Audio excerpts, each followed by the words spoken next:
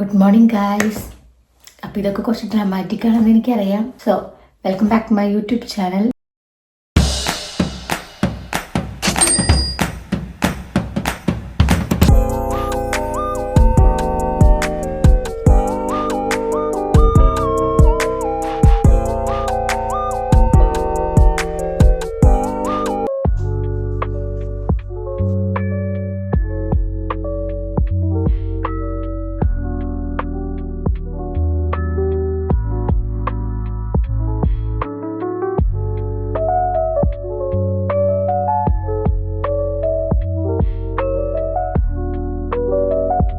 ഇന്ന് ഞാൻ ഇന്നലെ ക്ലാസ്സിൽ പോയിട്ടാണ് ഗൈസ്.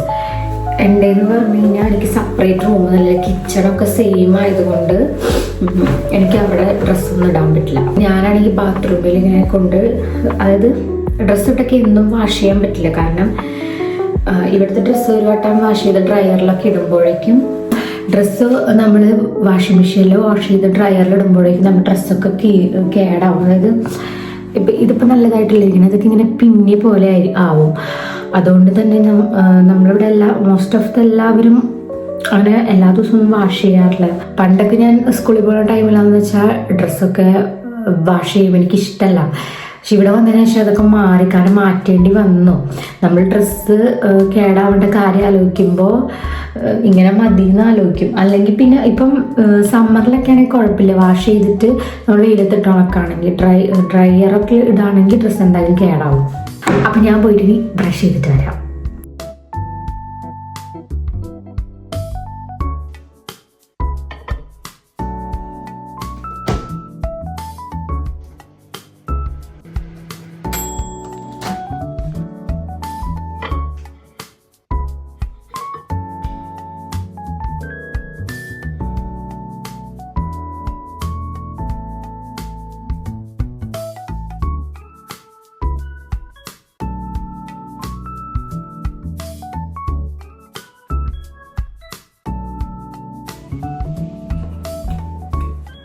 പക്ഷെ എൻ്റെ ഫ്രണ്ട് പറഞ്ഞത് ഇത് കുറച്ച് പൊട്ടയായിട്ടുള്ള കാര്യമാണ്.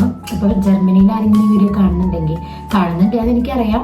ഇനി കാണുന്നുണ്ടെങ്കിൽ ഇത് കുറച്ച് പൊട്ട ബ്രെഡാണ്. കാരണം എന്ന് വെച്ചാൽ ഇതിൽ നിങ്ങൾക്ക് കാണാം ചിയാ സീഡൊക്കെ ഉണ്ട്. അപ്പോൾ ചിയാ സീഡിൻ്റെ പ്രശ്നം എന്താണെന്ന് വെച്ചാൽ ഇത് നമ്മൾ കഴിക്കുന്ന സമയത്ത് തൊണ്ടയിൽ കുടുങ്ങും. അപ്പം അതിന് പിന്നാലെ നമ്മൾ വെള്ളം കാര്യങ്ങളൊക്കെ കുടിക്കുകയാണെങ്കിൽ അപ്പോൾ അത് അബ്സോർബ് ചെയ്തിട്ട് തൊണ്ടയിൽ ഇരിക്കുന്നതാണ് അവൾ എന്നോട് പറയുന്നത്. എനിക്കറിയില്ല സത്യമായിട്ടുള്ള കാര്യമാണെന്ന്. റൈറ്റ് ആയിരിക്കും, കാരണം ചിയാ സീഡ് വെള്ളം വലിച്ചെടുക്കുന്ന ഒരു സംഭവമാണല്ലോ. ഈ വീക്ക് എന്ന് പറയുന്നത് കുറച്ച് ഹെക്റ്റിക് ആയിരുന്നു. ഇപ്പോൾ ഇന്ന് ബുധനാഴ്ചയാണ്. ഇപ്പോൾ തിങ്കളും ചൊവ്വയെന്ന് പറയുമ്പം ഇങ്ങനെ വർക്ക് ചെയ്യലൊക്കെ ആയിരുന്നു. നമ്മൾ സ്വയം ചെയ്യണം. വലിയൊരു ബുക്ക് ഉണ്ടായിരുന്നു, ആ ബുക്ക് നമുക്ക് തരും. അപ്പോൾ അത് നോക്കി നമ്മൾ കുറച്ച് വർക്ക് ചെയ്യണം. അപ്പോൾ നമുക്കൊന്നാമത് ലാംഗ്വേജ് അറിയാത്തതുകൊണ്ട് നമ്മൾ ഇരട്ടിയായിട്ടാണ് കോൺസെൻട്രേറ്റ് ചെയ്തിരിക്കണം. ഫോർ എക്സാമ്പിൾ ഇപ്പോൾ ഒരു മലയാളം നമ്മൾ സംസാരിക്കുന്ന സമയത്ത് നമ്മളത് കോൺസെൻട്രേറ്റ് ചെയ്യുന്നില്ല. കാരണം എന്ന് വെച്ചാൽ നമ്മളത് ജനിച്ചപ്പോൾ തുടങ്ങി കേൾക്കുന്ന ഒരു ലാംഗ്വേജ് ആണ്. അപ്പോൾ നമുക്കതറിയാം, നമ്മുടെ ബ്രെയിൻ അത് ചിന്തിച്ചിട്ടൊന്നും വേണ്ട, വേർഡ്സ് കളക്ട് ചെയ്തിട്ട് വേണ്ട സംസാരിക്കാൻ. പക്ഷെ നമ്മൾ ഇവിടേക്ക് വരുമ്പോൾ എന്ന് പറയുമ്പോൾ അത് വേറെ ലാംഗ്വേജ് ആണ്. അതിൻ്റെ ഇടയിൽ ഒരു കോള് വന്നു, അതുകൊണ്ട് എനിക്ക് ബാക്കി ഷൂട്ട് ചെയ്യാൻ പറ്റാഞ്ഞത്. ഞാൻ പറയാൻ വന്നത് എന്താണെന്ന് വെച്ചാൽ വേറെ ലാംഗ്വേജ് ആയതുകൊണ്ട് തന്നെ നമുക്ക് കൂടുതലായിട്ട് കോൺസെൻട്രേറ്റ് ചെയ്യണം. അപ്പോൾ അത് പെട്ടെന്ന് തന്നെ ബോഡി ടയേർഡ് ആവാണ്. അത് കഴിഞ്ഞപ്പോൾ തന്നെ എനിക്ക് ചോറൊക്കെ കുറച്ച് ചൂടാക്കി വെക്കാനുണ്ടായിരുന്നു. അപ്പോൾ അതൊക്കെ ചൂടാക്കാനായിട്ട് ഞാൻ വെച്ചു. കറിയൊക്കെ ഓൾറെഡി ഇന്നലെ വൈകിട്ട് തന്നെ ഉണ്ടാക്കി വെച്ചിട്ടുണ്ടായിരുന്നു. കാരണം ഇന്ന് പഠിക്കണം എന്നുള്ളൊരു ചിന്ത ഉള്ളത് കൊണ്ട് തന്നെ ഇന്നലെ തന്നെ ഫുഡിന്റെ കാര്യമൊക്കെ സെറ്റ് ചെയ്ത് വെച്ചിട്ടുണ്ടായിരുന്നു. പിന്നെ എനിക്ക് കുക്കിങ്ങിന്റെ കാര്യത്തിന് കയറാതിരിക്കാൻ വേണ്ടി കാര്യം പറയാം. അപ്പോൾ ഇന്ന് എൻ്റെ ഒരു സ്റ്റഡി ഡേയും കൂടിയാണ്. നാളെ എനിക്ക് എക്സാമാണ്. അപ്പോൾ എനിക്ക് 2 ദിവസം ഞാൻ പറഞ്ഞ ഹെക്റ്റിക് ആയതുകൊണ്ട് എനിക്ക് കുറച്ച് തലവേദനയും കാര്യങ്ങളൊക്കെ ഉണ്ടായിരുന്നു. പിന്നെ പഠിക്കാൻ കൂടി വേണ്ടിയായിട്ട് ഞാനിന്ന് ലീവ് എടുത്തു. അപ്പോൾ നോട്ടും കാര്യങ്ങളൊക്കെ ഞാൻ പ്രിപ്പയർ ചെയ്തിട്ടുണ്ട്. നോർമലി ഞാൻ തന്നെയാണ് ചെയ്യാറ്. പക്ഷേ ഈ പ്രാവശ്യം ഞങ്ങൾക്ക് ഒത്തിരി പഠിക്കാണ്ട്. ഈ പ്രാവശ്യം എന്താ പറയുക, മെറ്റേണിറ്റീനെ കുറിച്ചാണ് നമുക്ക് കൂടുതൽ പഠിക്കാനുള്ളത്. അപ്പോൾ എൻ്റെ ഫ്രണ്ട് ഓൾറെഡി നോട്ട് പ്രിപ്പയർ ചെയ്തിട്ടുണ്ടായിരുന്നു. ഞാനപ്പോൾ അവളുടെ കയ്യിൽ നിന്ന് വാങ്ങിച്ച് റെഫർ ചെയ്തിട്ട് ഞാനൊരു കുട്ടി നോട്ടാക്കി പ്രിപ്പയർ ചെയ്ത് വെച്ചിട്ടുണ്ട്. ഞാൻ അങ്ങനെയാണ് എക്സാമിന് പഠിക്കാറ്. ഇനി അതൊക്കെ ബൈ ഹാർട്ട് ചെയ്യണം. കുറച്ചൊക്കെ മനസ്സിലാക്കി പഠിക്കും, കുറച്ചൊക്കെ ബൈ ഹാർട്ട് ചെയ്ത് പഠിക്കും. അപ്പോൾ അങ്ങനെയൊക്കെ, അതായത് കുറച്ച് കാര്യങ്ങളൊക്കെ മനസ്സിലാക്കി വെച്ചിട്ട് പറ്റണത് കോൺവേർട്സിൽ എഴുതും, അല്ലെങ്കിൽ ബൈ ഹാർട്ട് ചെയ്യും. അല്ലാണ്ട് നമുക്ക് ചെയ്യാൻ പറ്റത്തില്ല. ഹീറ്ററും കൂടി ഒന്ന് ഓണാക്കട്ടെ, കാരണം ഇവിടെ ഭയങ്കര തണുപ്പാണ്. ഒരു 3 ഇട്ടേക്കാം, അല്ല വേണ്ട 5 ഇട്ടേക്കാം. ഓക്കെ, കണ്ടില്ലേ ഭയങ്കര അനുകൂലമായിട്ട് കിടക്കുകയാണ് ഗൈസ്. അപ്പോൾ ഞാൻ നിങ്ങൾക്ക് ഇവിടുത്തെ പഠന രീതി ഇൻട്രൊഡ്യൂസ് ചെയ്ത് തരാം. ഇവിടെ 2 രീതിയിലാണ് പഠന രീതി ഉള്ളത്. അതിൽ ഒന്നാമത്തേന്ന് പറയുന്നത് ആ സ്കൂളിനൊരു സൈറ്റ് ഉണ്ടായിരിക്കും. അപ്പോൾ അവർ നോട്ട്സും കാര്യങ്ങളൊക്കെ അതിൽ അപ്ലോഡ് ചെയ്യും. ക്ലാസ്സിൽ ചെന്നതിന് ശേഷം സ്റ്റുഡൻസിനെല്ലാം ടാബോ അല്ലെങ്കിൽ ലാപ്ടോപ്പോ ഒക്കെ അവരുടെ കയ്യിലുണ്ടായിരിക്കും. അപ്പോൾ ക്ലാസ്സിൽ ചെല്ലുന്നു, ആ സൈറ്റ് ഓപ്പൺ ചെയ്ത PDF നോക്കിയിട്ട് ടീച്ചേഴ്സ് ക്ലാസ് എടുക്കുന്നു. അല്ലെങ്കിൽ രണ്ടാമത്തെ രീതി എന്ന് പറയുന്നത് ഇങ്ങനത്തെ നോട്ട്സ് കാര്യങ്ങളൊക്കെ നമുക്ക് ക്ലാസ്സിൽ നിന്ന് തരും. CA എന്നാണ്. അപ്പോൾ ഓരോ ടീച്ചേഴ്സിനും ഓരോ നമ്പർ കൊടുത്തിട്ടുണ്ടാവും. ഇപ്പോൾ ഈ 2 CAയും എൻ്റെ ഒരു ടീച്ചർ എടുക്കുന്നതാണ്. അപ്പോൾ അതായത് ഹോൾ ടെക്സ്റ്റ് ബുക്കിൽ ഓരോ ടോപ്പിക്സ് അവരിങ്ങനെ ഡിവൈഡ് ചെയ്യും. അപ്പം ഇതെന്ന് പറയുമ്പോൾ എന്താ പറയുക, മെറ്റേണിറ്റീനെ കുറിച്ചിട്ടാണ്. മെറ്റേണിറ്റി എന്ന് പറയുമ്പോൾ അമ്മമാരുടെയും കുഞ്ഞുങ്ങളുടെയും കാര്യം കൂടെ ഇൻക്ലൂഡ് ചെയ്തൊരു ടോപ്പിക്ക്, അതൊരു CA ആണ്. CA എന്ന് പറയുമ്പോൾ ഡെലിവറി കഴിഞ്ഞിട്ടുള്ള ഒരു കാര്യങ്ങളെ കുറിച്ചിട്ടൊക്കെയാണ്. അങ്ങനെ 2 CA. അപ്പോൾ ഇങ്ങനെയാണ് 2 രീതി വരുന്നത്. അപ്പോൾ എനിക്ക് കുറച്ചും കൂടെ ഇഷ്ടം ഈ ഒരു രീതിയാണ്. ഇത് കുറച്ച് അവർ ഷോർട്ടായിട്ടൊക്കെ പ്രിപ്പയർ ചെയ്തിട്ടുണ്ടായിരിക്കും.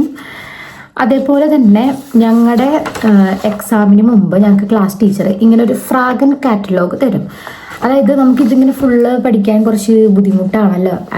എന്താ പറയുക, അത്രയും ബുദ്ധിമുട്ടൊന്നുമല്ല. ആക്ച്വലി നമ്മുടെ നാട്ടിലെ സിസ്റ്റം വെച്ച് നോക്കുമ്പോൾ അത്രയും ബുദ്ധിമുട്ടൊന്നുമില്ല. കാരണം നോക്കിക്കേ, ഇത്രയൊക്കെ ഉള്ളൂ, കുറച്ചേ ഉള്ളൂ പഠിക്കാനായിട്ട്. കുറച്ച് ഞങ്ങളെ സംബന്ധിച്ചിട്ട് കുറേ ഉണ്ട്. കാരണം ഇതിപ്പം എനിക്ക് ഈ എക്സാം എന്ന് പറയുമ്പോൾ 2 എണ്ണം കൂടി ഒരുമിച്ചായിട്ടാണ്. കാരണം 2 ടോപ്പിക്ക് ഏകദേശം സെയിമാണ് വരുന്നത്. ഇനി ഞങ്ങളുടെ നെക്സ്റ്റ് ഇൻസാറ്റ്സ് ഒക്കെ വരുന്നത് പീഡിയാട്രി ആണ്. അപ്പോൾ അതുകൊണ്ടാണ് നമുക്ക് ചില ടൈമിൽ അങ്ങനെ ആയിരിക്കും. അതായത് നമ്മൾ പോകുന്ന ഐൻസാറ്റ്സ്, അതായത് നമ്മുടെ പ്രാക്ടിക്കലിന് മുമ്പായിട്ട് ആ ഐൻസാറ്റ്സിൽ എന്താണോ ഉള്ളത് അതിനെക്കുറിച്ചൊക്കെ പഠിപ്പിക്കാറുണ്ട്. അതുകൊണ്ട് നെക്സ്റ്റ് കുറേ പേർക്കൊക്കെ അത് ഡിഫറെൻ്റ് ആയിട്ടിരിക്കും കേട്ടോ, സെയിം ആയിരിക്കില്ല. കാരണം ഞങ്ങളുടെ ക്ലാസ്സിൽ കുറച്ച് പേർക്കൊക്കെ പീഡിയാട്രി കയറി വരും. ഇപ്പം എനിക്കെന്ന് പറഞ്ഞാൽ പ്ലാനിൽ മുന്നിൽ കിടക്കുന്നുണ്ടായിരുന്നത് ജൂണിലായിരുന്നു പീഡിയാട്രി. പക്ഷെ അത് കയറി ഇപ്പം നെക്സ്റ്റ് മന്തിലോട്ട് വന്നിട്ടുണ്ട്. അതായത് എനിക്ക് നെക്സ്റ്റ് മന്ത് 15th എൻ്റെ തിയറി ക്ലാസ് ക്ലോസ് ചെയ്യും. പിന്നെ നേരെ പീഡിയാട്രി സ്റ്റാർട്ട് ചെയ്യും. അപ്പോൾ പക്ഷെ എന്താണെന്ന് വെച്ചാൽ ഞാനിങ്ങനെ ചേഞ്ച് ചെയ്തിട്ടുണ്ട് എൻ്റെ ഫ്രണ്ടായിട്ട്. അത് വേറൊരു സംഭവം ഒക്കെ പറയാൻ തന്നെ ഞാൻ വീഡിയോയിലാണ്. അപ്പോൾ കാര്യത്തിലോട്ട് വരാം. എക്സാമിന് മുമ്പായിട്ട് നമുക്ക് ഇങ്ങനെ ഒരു ഫ്രാഗൻ കാറ്റലോഗ് കിട്ടും. അല്ലെങ്കിൽ ക്വസ്റ്റ്യൻസ് എല്ലാം ഈ CA കവർ ചെയ്തിട്ടെല്ലാം ക്വസ്റ്റ്യൻസ് ആയിട്ട് അടങ്ങിയിട്ടുള്ളൊരു 2 പേപ്പേഴ്സ്. അപ്പോൾ 2 CA ഉള്ളത് കൊണ്ട് എനിക്ക് 2 കാറ്റലോഗ്. അപ്പോൾ ഇതിൽ നിന്നായിരിക്കും ക്വസ്റ്റ്യൻസ് എല്ലാം ചോദിക്കുക. അപ്പോൾ നമ്മൾ ഇത് പഠിച്ചിട്ട് പോയാൽ മതി. ഈ ഒരു ടോപ്പിക്ക് അത്യാവശ്യം ഇമ്പോർട്ടൻ്റ് ആയതുകൊണ്ട് അത്യാവശ്യം നല്ല രീതിയിൽ പഠിക്കാനുണ്ട്. അല്ലെങ്കിൽ ഇത്രയ്ക്ക് അങ്ങനെ വരാറില്ല. ഞാനിപ്പോഴേ പറയാം, എല്ലാവർക്കും ഡിഫറൻസ് ഉണ്ട്. ഇപ്പം എനിക്ക് ഉള്ളതുപോലെ ആയിരിക്കില്ല വേറെ സ്കൂൾക്കാർക്ക്. അപ്പോൾ അതൊക്കെ ഓരോ സ്കൂളിനെ ഡിപ്പെൻഡ് ചെയ്തിരിക്കും. അപ്പോൾ ഞാൻ ഇങ്ങനെ ജസ്റ്റ് ഒരു ഷോർട്ട് നോട്ട് പ്രിപ്പയർ ചെയ്തിട്ടുണ്ട്. അപ്പം ഇത് നോക്കിയിട്ടാണ് ഞാൻ പഠിക്കുക. അപ്പം എനിക്ക് എന്തായാലും ഇത് പഠിച്ചെടുക്കാൻ അത്യാവശ്യം നല്ല രീതിയിൽ സമയമെടുക്കും. അപ്പം നിങ്ങൾക്ക് ഏകദേശം ഇവിടുത്തെ ഒരു സ്കൂൾ സിസ്റ്റം മനസ്സിലായിട്ടുണ്ടെന്ന് വിചാരിക്കുന്നു.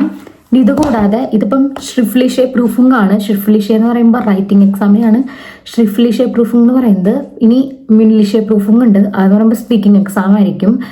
അപ്പോൾ എനിക്ക് ഈ ഒരു തിയറി ബ്ലോക്കിൽ ഇപ്പം നിലവിൽ 2 എക്സാമാണ് വന്നിട്ടുള്ളത്. ഒന്ന് നാളെ 22-ാം തീയതി, പിന്നെ നെക്സ്റ്റ് വീക്ക് 27th മിൻലിഷെ പ്രൂഫിങ്ങും.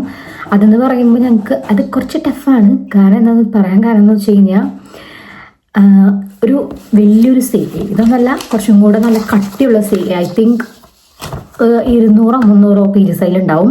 അപ്പോൾ അതിൽ 1 to 95 വരെയുള്ള പേജിൽ നോക്കിയിട്ട് ഇമ്പോർട്ടൻസ് ടോപ്പിക്കും എല്ലാം നമ്മൾ മനസ്സിലാക്കി വെക്കുക. അവിടെ ചെല്ലുമ്പോൾ സാറ് ക്വസ്റ്റ്യൻ ചോദിക്കും, അതിന് നമ്മൾ ആൻസർ പറയാം.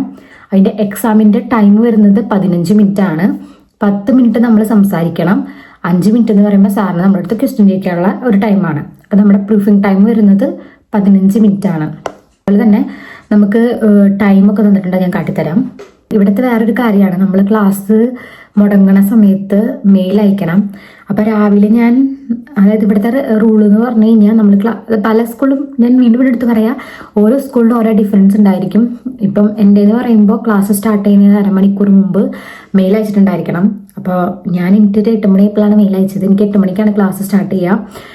അപ്പോൾ ഇപ്പോൾ നോക്കുമ്പോഴാണ് ഞാൻ കാണുന്നത് മെയിൽ സെൻഡ് ആയിട്ടില്ല. അപ്പോൾ എന്തോ ഒരു ഡെലിവറിങ് ഇഷ്യൂസ്, ടെക്നിക്കൽ പരമായ എന്തോ ഇഷ്യൂസ് എന്ന് പറയുന്നത്. നമ്മളത് വീണ്ടും അയക്കാൻ പോവാണ്.